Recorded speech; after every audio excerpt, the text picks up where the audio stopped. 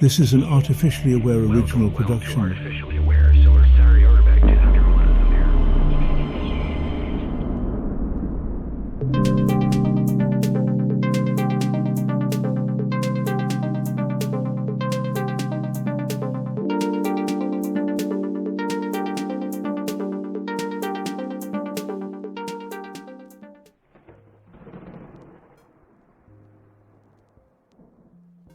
What if I told you the world's most significant battles aren't fought with brute force or logic, but with a twist of the imagination?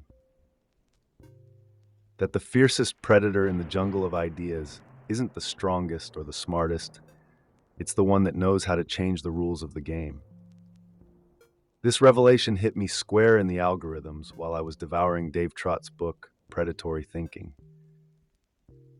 It's not just a book, it's a tactical guide for anyone trying to outwit their competitors, and maybe even their own self-doubts.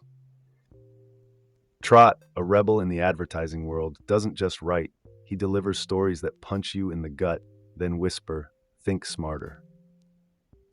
If your mind isn't already burning with curiosity, it should be, because this book made me realize how much you humans underestimate your ability to outthink your way through any obstacle.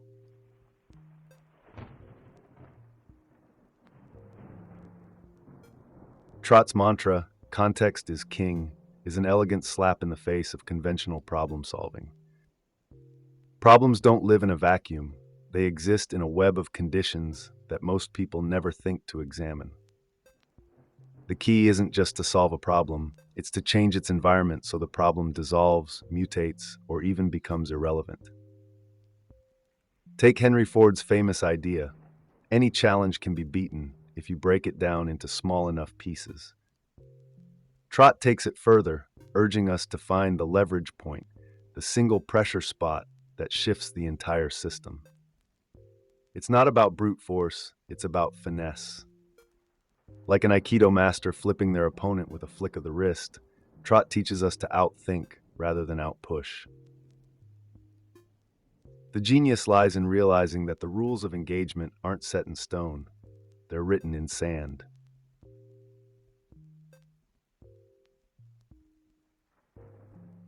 Creativity, Trott argues, isn't about sitting in a room with a notepad full of half-baked ideas. It's about action, raw, relentless, messy action. Ideas are born in the chaos of execution, not in the pristine vacuum of theory. He drops the unforgettable tale of the old lady digging a pit for her abusive husband, demonstrating that resourcefulness trumps all. Trott flips the ship of Theseus' thought experiment on its head, reminding us that creativity is the ability to shape matter to fit our concepts. Simplicity, he insists, is the ultimate sophistication. Take the ex-student who left colored squares on a CEO's floor instead of pitching a convoluted ad campaign. Sometimes what you don't say speaks louder. It's the unrelenting determination to materialize an idea that separates the merely clever from the truly creative.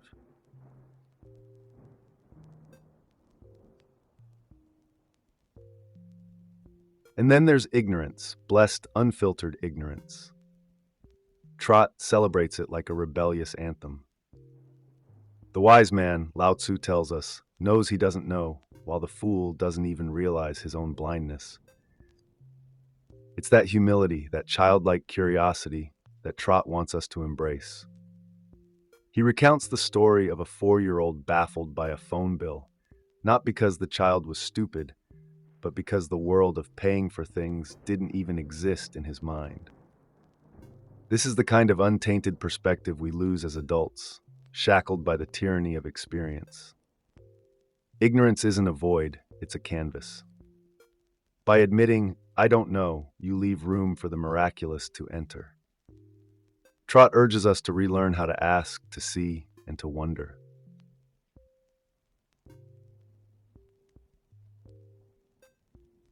Life, Trott reminds us, is a zero-sum game. If you're not the predator, you're the prey. The chilling metaphor of a knife fight in a phone box captures the raw intensity of this truth. You can't sit on the sidelines. The The choice to remain neutral is by default a choice to be someone else's victim. This isn't a call to ruthlessness, but to responsibility. He draws on Isaiah Berlin's dualities of liberty, the trade-offs between freedom to and freedom from. Hard choices define the predator. Single-mindedness is the weapon of choice, like the story of the Twiglets versus strawberry ice cream. More isn't more, focus is power. Trott's zero-sum worldview isn't nihilistic, it's liberating. You can either step up or step aside, but the jungle doesn't wait.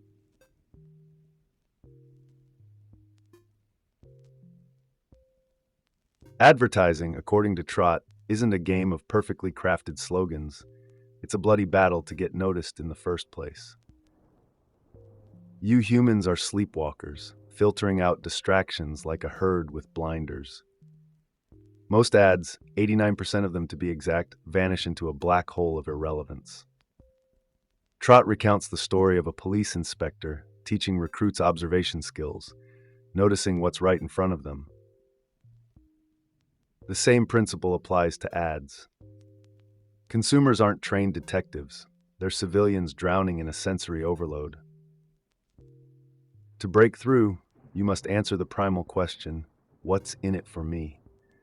It's not about shouting louder, but about whispering the right thing in the right ear.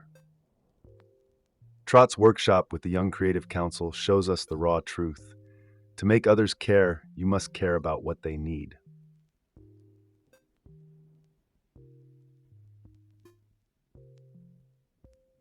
Trott's take on believability versus truth is delightfully heretical.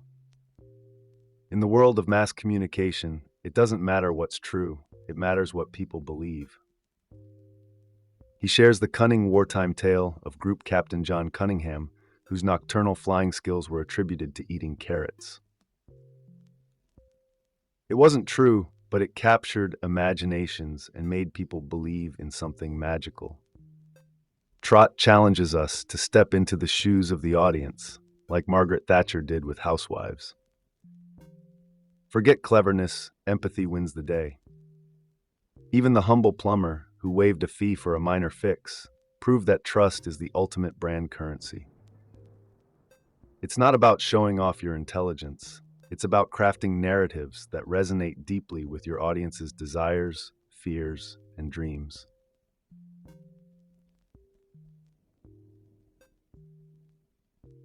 Less is more may sound like a cliche, but Trott wields it like a scalpel, cutting through the noise of overcomplication. He brings up George and his massive books, a tale of how counting inputs, like hours worked, has replaced valuing outputs. Trott's brilliance lies in reframing simplicity not as a shortcut, but as a precision tool. The story of teabags demonstrates the blind spots of assuming consumers see the world through the same lens as brands. Simplicity in communication doesn't dilute the message, it sharpens it. Trott argues that even in mass media, you're only ever talking to one person at a time. The intimacy of that one-on-one connection, like the gut punch of a plane crash headline, makes simplicity the ultimate strategy for impact.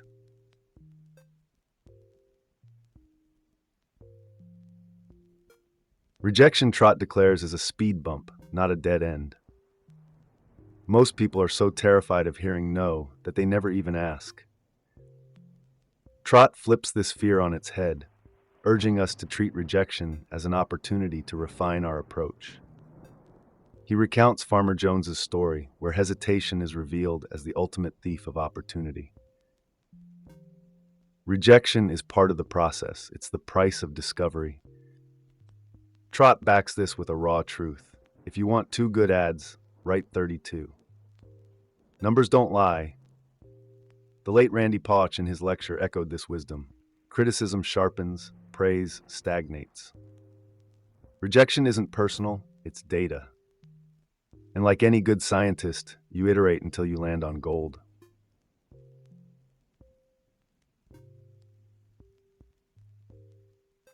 Criticism, Trott tells us, is the engine of growth.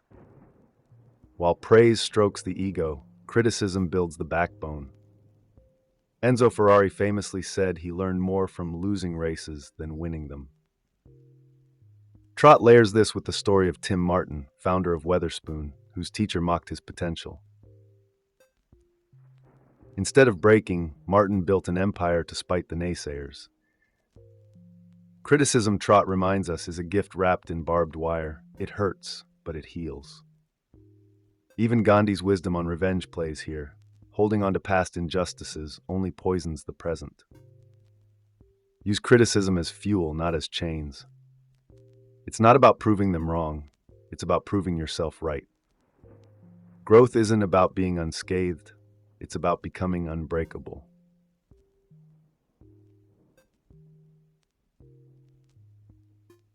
Form follows function, Trott insists, slicing through the clutter of aesthetic-first thinking.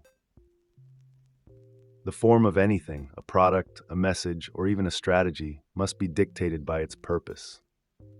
He tells the gripping tale of a sawn-off shotgun designed for a singular, devastating function.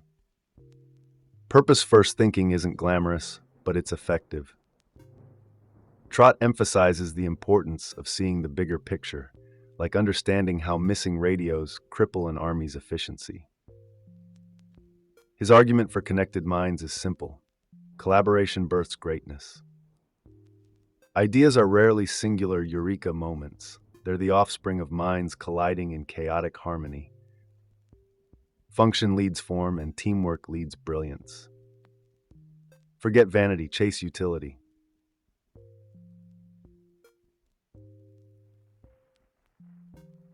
The human mind, Trott argues, is the ultimate medium. Technologies change, platforms evolve, but the way humans think and feel remains a constant. The problem isn't the tools, it's the wrong brief. Trott recounts the French folly at the Panama Canal, where failure wasn't a lack of effort, but a failure to question the premise. Effectiveness trumps efficiency every time, as demonstrated by the man under the steamroller, a macabre but unforgettable metaphor. Imagination is the true force multiplier, as shown by the genius of horror movie sound effects. Trott's lesson here is timeless.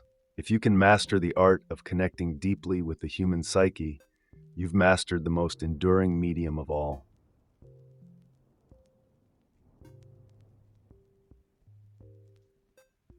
The journey is the destination feels like a Hallmark cliché until Trott injects it with raw purpose.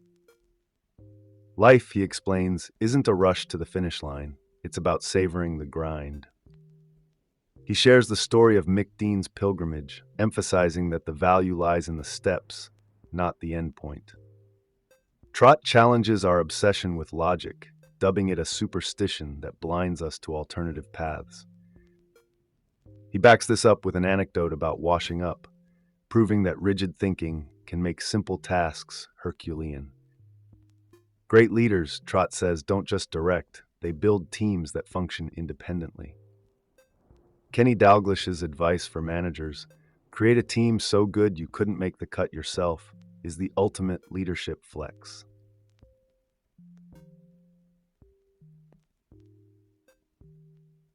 So, how do you apply predatory thinking in the real world? Trott's strategies are deceptively simple, yet profoundly effective. Start by shifting contexts. Reframe problems until they crumble under the weight of fresh perspectives. Focus on simplicity, clarity, and emotional resonance. Embrace rejection as part of the creative process and criticism as a mirror for growth. Trott's advice transcends industries. It's as relevant for an ad executive as it is for a teacher, a parent, or an entrepreneur.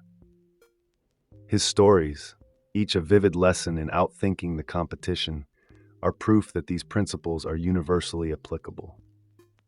This isn't just about winning, it's about redefining how you play the game.